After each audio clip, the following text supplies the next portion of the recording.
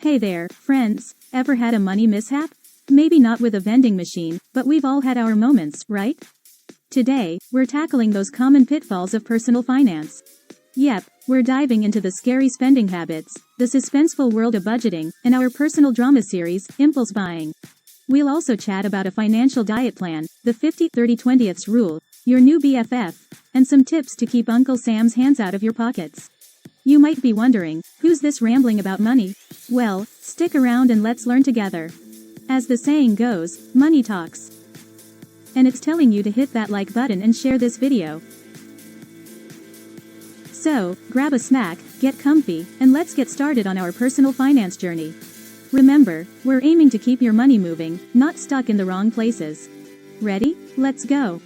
So, you remember how as kids we were taught to brush our teeth twice a day to avoid cavities?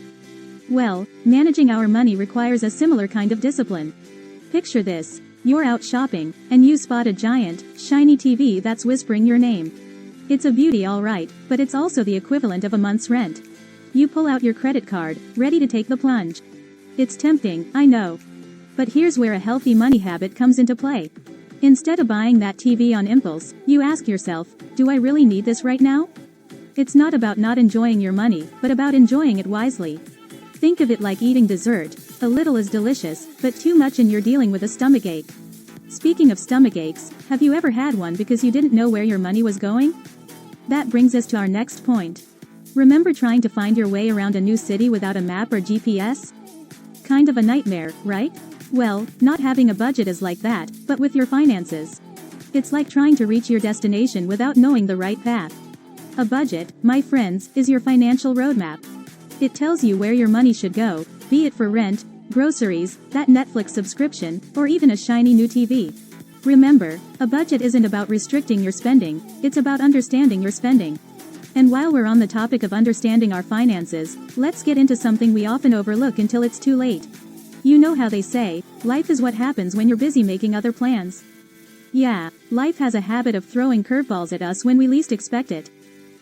You might find yourself facing a sudden car repair, medical expense, or even a pandemic that makes toilet paper more valuable than gold. When that happens, you'll thank your past self for setting up an emergency fund. It's like having a financial parachute. Ideally, aim for about 3 to 6 months worth of living expenses saved up. It's not the most glamorous part of personal finance, but it's as essential as an umbrella in a downpour.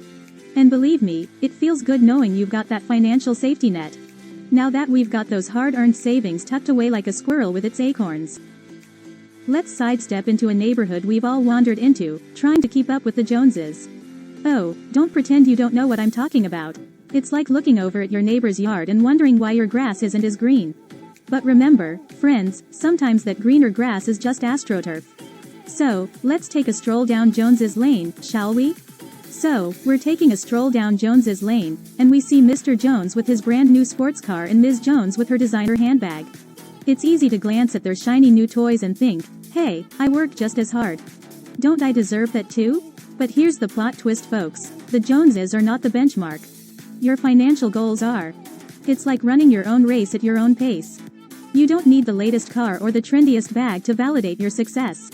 Remember, true wealth is not always visible, and the flashiest people aren't necessarily the richest. So let's focus less on the Joneses and more on our personal finish line. Now, speaking of finish lines, how do you know you're on track if you're not keeping an eye on your progress? Imagine you're on a diet, but you have no idea how many donuts you're sneaking in between salads. Sounds counterproductive, right? The same goes for your spending. If you're not tracking where your money's going, it's like trying to fill a leaky bucket. You might think you're saving, but those sneaky little expenses are dribbling away right under your nose. It's like those donuts, they might not seem like much at the time, but they sure add up, and not just on the scale. So folks, let's keep an eye on our financial calorie intake. And talking about donuts and sneaky expenses, isn't it funny how the smell of fresh baked goods can make us abandon all reason? We've all been there.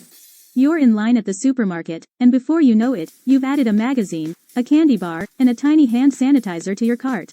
They're small purchases, sure, but like sprinkles on a sundae, they add up quickly. It's like going into a pet store for dog food and coming out with a hamster. Impulse buying is a tricky beast, my friends. It's often driven by emotions rather than needs. So next time you find yourself reaching for that unnecessary purchase, take a moment. Ask yourself, do I need this, or is it just going to end up gathering dust? Remember folks, every dollar saved is a dollar earned. And as we navigate the tempting aisles of impulse buying, let's shift gears and talk about putting your money to work, and not just in one place, but diversifying it like a well-rounded buffet. But more on that in a jiffy. Ever heard the saying, don't put all your eggs in one basket? Well, in the finance world, we're not just talking about eggs, we're talking about your hard-earned cash. Investing all your money in one place is like ordering the same dish at every restaurant.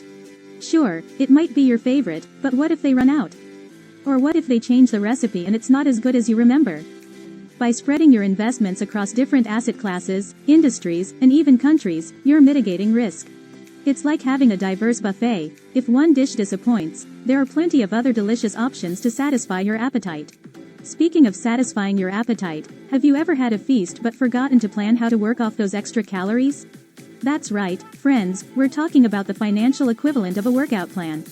Just like you wouldn't expect to get fit without a plan, you shouldn't expect your finances to be in shape without one either.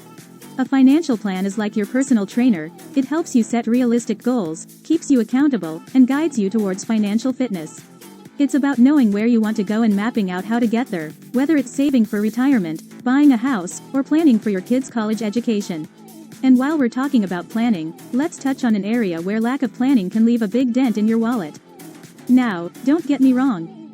Taxes are necessary, they keep our cities running and our roads smoother. But that doesn't mean you should pay more than you need to. It's like going to a buffet and loading up on bread before you get to the prime rib. Using tax-advantaged accounts and itemizing deductions can help you save money on taxes. It's like using a coupon at your favorite restaurant. Why pay more when you don't have to? Speaking of not paying more than we have to, let's dive into the trap that even the most disciplined of us fall into at some point or another. We've all heard the stories of lottery winners who end up broke, right? That's lifestyle inflation at its finest, spending more when you earn more. It's like getting a bigger plate at the buffet just because you can, not because you need to. Suddenly, the compact car you were perfectly happy with becomes a luxury SUV, and your cozy apartment transforms into a sprawling mansion. This is where the 50-30-20ths rule comes in handy: 50% of your income for necessities, 30% for wants, and 20% for savings and investments. It's like a diet for your wallet, keeping your spending healthy and in check. Now that we've explored these common pitfalls, let's wrap it up with some food for thought, inspired by none other than the Oracle of Omaha himself, Warren Buffett. But let's get into that right after this imaginary turn of the page. And here we are, friends, at the end of our financial journey, having navigated the treacherous waters of money mishaps. We've learned not to dance with the devil by spending more than we earn, not to keep up with the Joneses, and to keep a keen eye on our spending.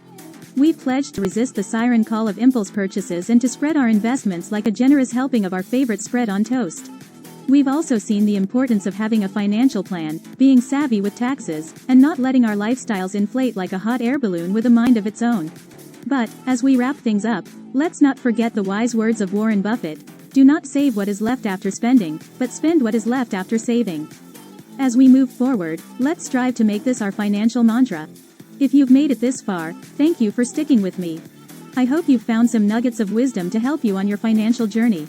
If you liked this video, please give it a thumbs up and share it with your friends, family, and even your pet hamster. Remember, good financial habits are contagious. Don't forget to hit that subscribe button and ring the notification bell, so you won't miss out on any future videos. As always, I'm here to help you navigate your financial future, one video at a time. Until next time folks, remember to keep your wallet healthy and your spending in check. Stay savvy.